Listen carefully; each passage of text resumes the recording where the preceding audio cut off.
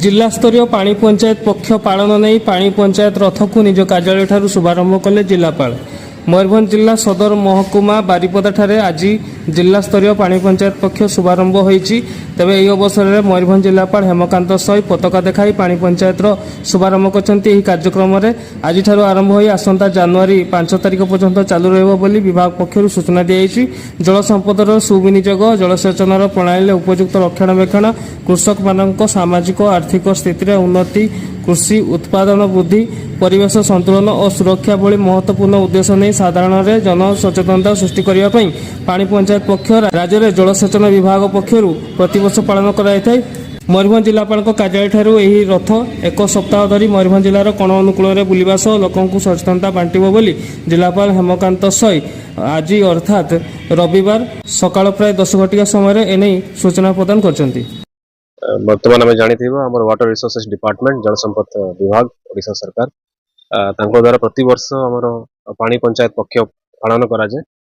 बर्तमान आमर 22 डिसेम्बर ने 5 तारिख पर्यंत चलो पानी पंचायत पक्ष। तो मोर मयूरभंज जिले में पानी पंचायत पक्षटा बहुत तार इम्पोर्टान्स अच्छी। जी आम कल्टिवेशन हुए जी कल्टिवेबल लैंड अच्छी ताकू जिन इफेक्टिवली आम यूज करवा से चाष जमी भल हो पार चाषी मैंने 2 पैसा कमे पारे से पानी पंचायत गठन एवं पानी पंचायत को आम जिन दृढ़ करवा तार भूमिका बहुत बेसी अच्छी।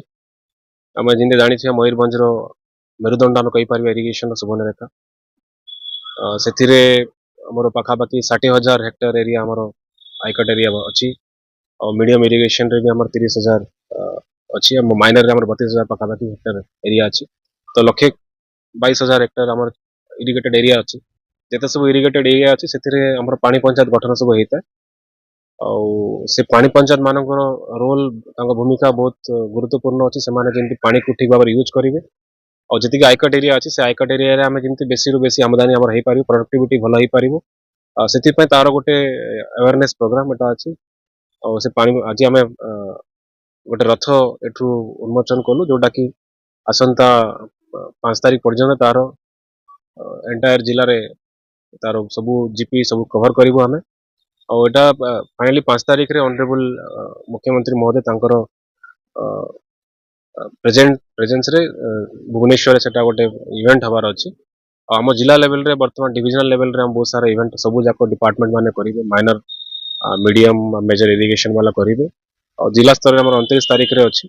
तो विशेषकर यार माने आम जो आज रथ करूँ तार चाषी मानू आम बुझा पड़ो धान तो आम करवा कि धान सहित विभिन्न प्रकार अलग चाष वेजिटेबल करमर आमती ड्रिप इरिगेशन मध्यम जमी आम चाष कर जहाद्वारा जलर आम ठीक भाव यूज करवा। तो पानी पंचायत मेन उद्देश्य अच्छी आम जमी इरिगेशन जो होती जो जल व्यवहार करूँ ठीक भाव यूज करा पड़ो।